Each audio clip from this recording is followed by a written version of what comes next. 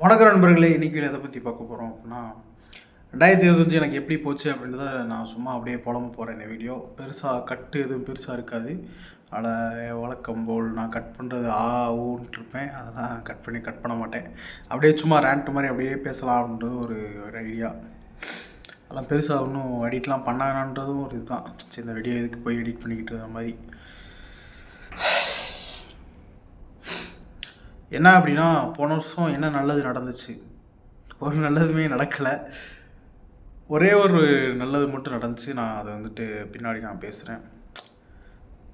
போன வருஷம் பெரிய பெரிய இழப்புகள் என்னோடய வாழ்க்கையில் சந்திக்க முடியாத இது வரைக்கும் இந்த எந்த வருஷமும் இப்படி இருந்ததே கிடையாது. அந்தளவுக்கு ஒரு மோசமான ஒரு வருஷமாக 2025 எனக்கு இருந்துச்சு. உங்களுக்கு எப்படின்னு தெரில. நிறைய விஷயங்கள் இழந்தேன். அது பெரிய பாடமாக இருந்துச்சு. ஃபஸ்ட்டு என்ன அப்படின்னா, என்னோடய பைக் நான் செகண்ட்ஸில் வாங்கினேன். சரி, யூஸ் பண்ண வச்சுக்கலாம் அப்படின்னு சொல்லிட்டு அந்த பைக்கை 1.5 மாதம் தான் வச்சுருந்தேன். அதுக்காட்டி எவ்வளோ திருடிட்டு போயிட்டான் அந்த பைக்கை. அதுக்கு முன்னாடி போன வருஷம் செல்லை எவனோ கலண்டு போயிட்டான். இந்த வருஷம் செகண்ட்ஸ் தான் வாங்கினால அதை சைட் லாக் போடாமல் வச்சுருந்தேன். சைட் லாக் மட்டும் சரி பண்ணாமல் வச்சுருந்தேன். மித்தபடி எல்லா வேலை பார்த்துருந்துச்சு. ஜிஹெச்சில் என் ஃப்ரெண்டை பார்க்கறதுக்காக நான் போயிருந்தப்போ திண்டுக்கல் ஜிஹெச்சில் நிப்பாட்டியிருந்தேன். அப்போதைக்கு யாரோ என்னோடய பைக்கை திருடிட்டு போயிட்டானுங்க. அதுவே பெரிய எனக்கு அதுலேருந்து வரவே என்னால் ரொம்ப இதாச்சு. இப்போ போன மாதம் வரையும் அதுக்கு ஃபைனான்ஸ் கட்டிகிட்டு இருந்தேன். அதான் பெரிய கொடுமையாக இருந்துச்சு. காணாம போன பைக்கு 10 மாதம் ஃபைனான்ஸ் கட்டினேன். அதுதான் ரொம்ப ஒரு பெரிய ஒரு மன உடைச்சலாக இருந்துச்சு. ரொம்ப எப்படி சொல்கிறது, ஏதோ காணா போய் ஒரு 2-3 மாதம் கழிச்சு அதில் மூவாயிரம் இருந்தால் கூட ஒன்றும் தெரிஞ்சிருக்காது. மாதம் கட்டும் போதெல்லாம் இல்லாத வண்டிக்கு ஃபைனான்ஸ் கட்டும் போது தான் கொஞ்சம் மனசுக்கு ரொம்ப வருத்தமாக இருந்துச்சு. அந்த ஒரு இது. அப்புறம் இழக்கக்கூடாத 2 பேர்த்த இழந்தோம். ஃபேமிலியே ஒரு மாதிரி அடி வாங்கிச்சு. அதுலேருந்து மீண்டு வரவே ஒரே வருஷமே போயிடுச்சு. அப்படியே அந்த வருஷமே அந்த வருஷமே அப்படியே எப்படி சொல்கிறது, பெரிய இழப்பு தான் அந்த வருஷமே. நிறைய பிரச்சனைகள். அதுக்கு இடையில தான் அந்த ஒரு சந்தோஷம். என்ன அப்படின்னா, சந்தோஷம் இல்லை, எனக்கு பிடிச்ச ஒரு விஷயத்த பண்ணேன்.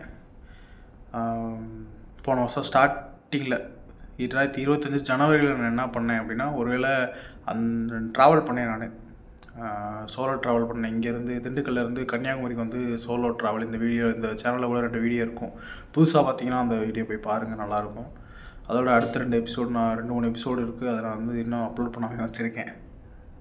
அது கொஞ்சம் பர்சனலாகவே இருக்கட்டும் அப்படின்ற மாதிரி நான் அப்லோட் பண்ணாமல் வச்சுருந்தேன்.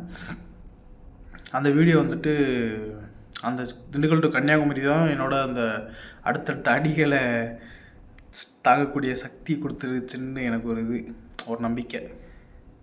ஏன்னா ரொம்ப எனக்கு பிடிச்ச ஒரு விஷயமா இருந்துச்சு. போன வருஷம் இங்கேருந்து சந்தோஷமாக போயிட்டு பிளான் பண்ணேன். ஒரு 2-3 மாதம் பிளான் பண்ணி அதை கரெக்டாக எக்ஸிக்யூட் பண்ணுறதே பெரிய ஒரு போதை தான். அது ஒரு செம்ம ஹாப்பி. அது நம்ம எவ்வளோ ஒரு பிளான் பண்ணி ஒரு விஷயம் பண்ணுறோம் அப்படின்னா, அதை பண்ணுற விஷயத்த கரெக்டாக எக்ஸிக்யூட் பண்ணி அது நல்லபடியாக வந்திருக்கு அப்படின்னா, நம்ம அப்போ தான் ஒரு பெரிய சந்தோஷம் இருக்கும்.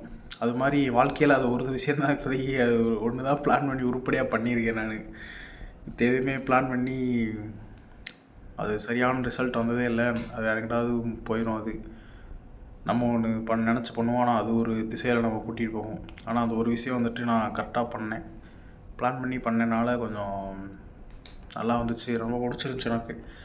இன்னொரு விஷயம் என்னென்னா, நிறைய பேர்த்த பார்த்தேங்க ட்ராவல் பண்ணும்போது. சோலோ ட்ராவலாக பண்ணனால நான் அவ்வளோக்கா யார்கிட்டையும் பேச மாட்டேன். ஒரு க்ளோஸில் சர்க்கிள் இருக்கவங்க தான் நல்லா பேசுவேன். ஆனால் அங்கே போயிட்டு வேறு வழியில் பேசி தான் ஆகணும்.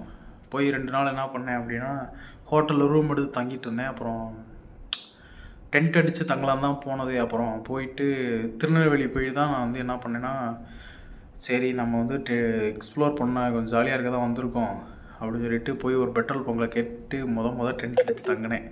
அது ரொம்ப சந்தோஷமாக இருந்துச்சு. அதுக்கப்புறம் 2-3 இடத்துல மாவட்டத்தில் டென்ட் அடித்தேன். போய் கன்னியாகுமரியில் இருந்து 2 நாள் இருந்துட்டு அப்புறம் வரும்போது மறுபடியும் திருநெல்வேலி வரையும் அது எங்கே டென்ட் அடித்தோனோ அங்கேயே இருந்து மறுபடியும் டென்ட் அடித்து அவங்களெலாம் பார்த்துட்டு ஜாலி பண்ணிவிட்டு மறுபடியும் அங்கேருந்து பஸ் ஏறி வந்தேன். அங்கே அதுக்கு மேலே முடியல என்னால். வரும்போது வந்தெல்லாம் தான் பார்த்தேன், வேணாம் அப்படின்னு சொல்லிட்டு வந்துட்டேன் அப்புறம் பஸ்ஸில். அந்த அந்த அந்த ட்ராவல் அப்போ நான் வந்துட்டு என்னையே அறியாமல் ஒரு இடத்துல வந்துட்டு அழுக ஆரம்பிச்சிட்டேன். எதுக்கு அழுதேன்னே தெரியல. நான் போன வருஷம் எப்படி சொல்கிறது தெரில, ஆனந்த கண்ணீர்னு நினைக்கிறேன். ஒரு கட்டத்தில் எப்படி சொல்கிறது, நான் இங்கேருந்து திருநெல்வேலி டு கன்னியாகுமரி இந்த கேப்பில் வந்துட்டு என்னையே அறியாமல் கண்ணிலேருந்து தண்ணியாக வர ஆரம்பிச்சிருச்சு.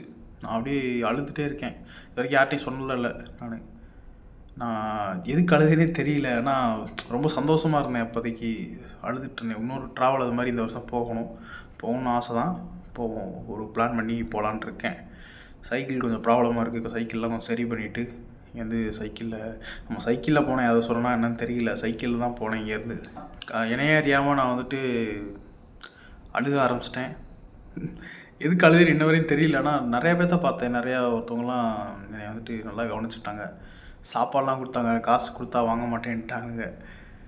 என் பையன் மாதிரி இருக்க வேணாம் அப்படின்னு. அவங்க பையனுக்கு எனக்கு ஒரே வயசு போல், அதனால் அவங்க சென்னையில் இருப்பான் போல் அவர்.